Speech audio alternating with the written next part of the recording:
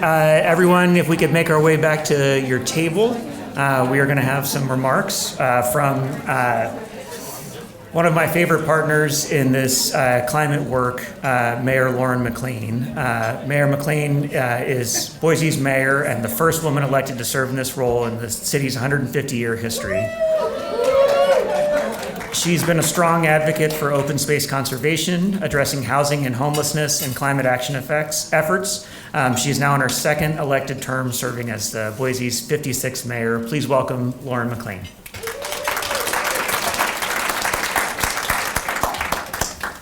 Thank you. Thanks so much, Lauren. Appreciate it. Well, hi, everybody. I'm a little too short for this podium, so I'm just going to side talk it. Good to see you all.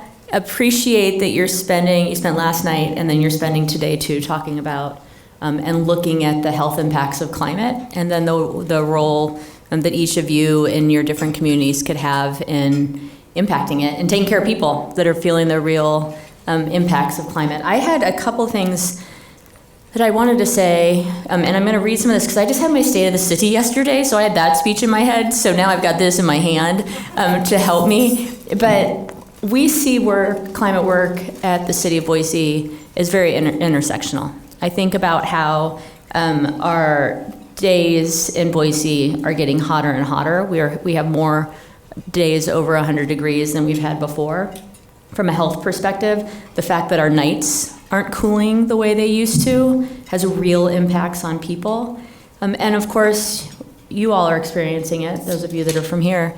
We've got more and more smoke in our skies earlier in the summer and well into the fall. So all of that has changed in the last 20 years, and it's impacting people's health.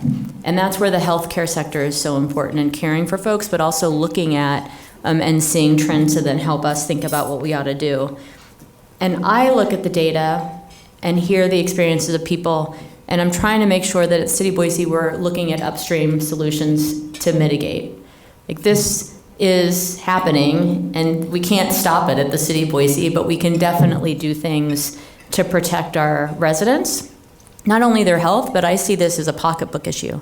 So in the long run, health and prosperity in Boise is dependent and reliant on us taking bold climate action to ensure that we're a clean city for everyone. And our goals are like goals of a lot of other cities around the country and around the world. With one that's slightly different. We have a goal of being reliant on 100% clean electricity by 2030 for the City of Boise. So think fire stations, everything that the city does will be powered by clean electricity by 2030, and we're on track to do that. And then we are taking our learnings, and then our goal is citywide. We want that to happen by 2035. So that's the first step for us, is the clean electricity piece. And then the second part, of course, is carbon neutrality. So our goal is to be carbon neutral at the City of Boise, again, the things that the city does by 2035, and then together with the community to take the tools, learnings, and experience, and then meet that goal like other cities around the country are by 2050. And I bring that up because as part of that, when we set these goals, they were in response to the community wanting us to do this. And so we had a lot of conversations around Boise with residents, with organizations, others, about their expectations, and heard loud and clear they wanted to see the city lead. And Boiseans understand that intersection of climate action with long-term, yes, health, but very much so prosperity. And so we jumped in. And right now we actually have another committee working, and we've got opportunities for folks to come and join us at some community conversations. The Community Climate Action Committee, I think it was 200 some folks that applied for this committee for 20 spots. I mean, it was amazing. And so we could only pick 20 people, unfortunately. But they are working with our climate team that's here. Some of our climate team is here. I should point out Katie and Steve are with you for the day. Working with the community to come up with ways that the community can partner with the city to meet those goals that I outlined. I've joined a couple of the sessions with the committee, and it's been great to hear their own thoughts on the connection between climate action and prosperity and resilience, as well as now to get previews of what the community is saying. And in some ways, some of the work that we're doing is basic. So we've got the goals, and then we've got a roadmap that we developed, and now we're looking to the community because we can't make the goals without other people engaging too. But some of those steps that we're taking are just really simple, like doubling our tree canopy. And I look at this as it's like a kitchen table issue, because if our neighborhoods are cooler, then in the summer people can use a little less power and save a little bit of money.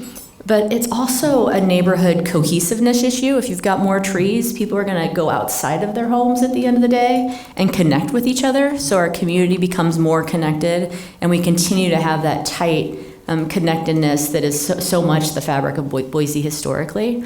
It's a health issue in terms of just providing that little bit of shade, and I also think it will have mental health benefits. Because as I think about how we are all feeling in the summer when we can't cool down at night and people are just getting angrier and angrier, the more we can do to cool our city, the more we're helping address so many of those different pieces of what I think come from the simple thing of planting trees. And so we have a partnership with the Treasure Valley Canopy Network. We have neighborhood tree captains all around the city. If you want to know if there's one in your neighborhood, you can connect with Steve or Katie, and they'll be able to get back to you on that. And then also, if there isn't and you want to be one, we'd love to have you, because we are tracking these trees that we're planting, and it's only possible with the volunteer hours and these amazing tree captains that are helping make it possible. And then I'd say on wildfire, and so you had a session this morning on heat, and I think you also had one on wildfire. The smoke, I look around, I think, okay, there's not a ton the city can do on the smoke piece, right? Except for some of those crazy people that over years have said we should just do like giant fans and stuff to push it away. But there's nothing other than making sure that we've got the right filters and everything else in our buildings that we can do around smoke. But we can and we will protect our neighborhoods from fire.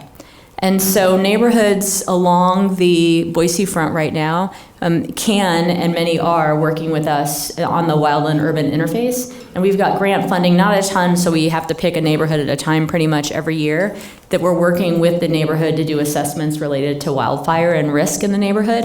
And then follow-up next step is working with them to get rid of those risks in the neighborhood. So look at that as the action that we can take around wildfire. And we're opening Fire Station 13 shortly, which actually is a great example of a whole bunch of things. This fire station will hold our wildland, like our brush fire rigs and all the things that we're gonna need to deploy for wildfire. But we also built it, it's all electric. And we did that because we are going to take advantage of the clean electricity that Idaho Power has said that they will provide us.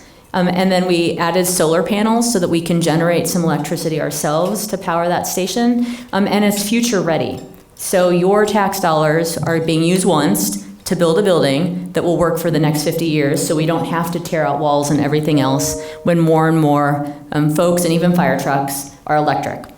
So all of that in one space, I think, is a good example of what we're trying to do in Boise and integrating it in all the decisions we make, and how I really see it as something that these buildings that we're building for the health of our firefighters, so much better. There's great light. They're just made in a different way because we're taking advantage of design to also help heat the building in the winter. But great light, fire ready, future proof, and electric, all in one space. And that's really how we're thinking about building in the city of Boise moving forward. And because at the end of the day, I've said it, and I'll just say it one more time in closing, our residents want us to do this. We know we need to, so it'd be irresponsible not to. And our goal is to make sure that we're a safe and welcoming city for everyone today and well into the future.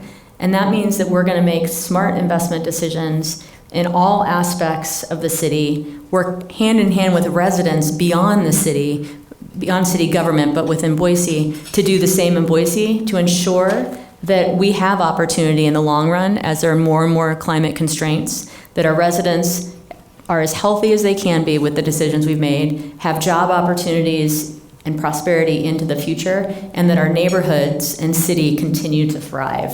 And climate action weaves in all of the decisions we're making. So we need partners. Really appreciate that you were looking at this. Have enjoyed the conversations I've had with Ethan, and of course the organization of doctors that's looking at climate. the more we need your voices and partnership. So thanks for doing this. I'd encourage you to do more. Connect with our team. We'd love to continue to stay involved and do more together. And I hope that the rest of the day in your breakout sessions is a good one. Thank you all very much.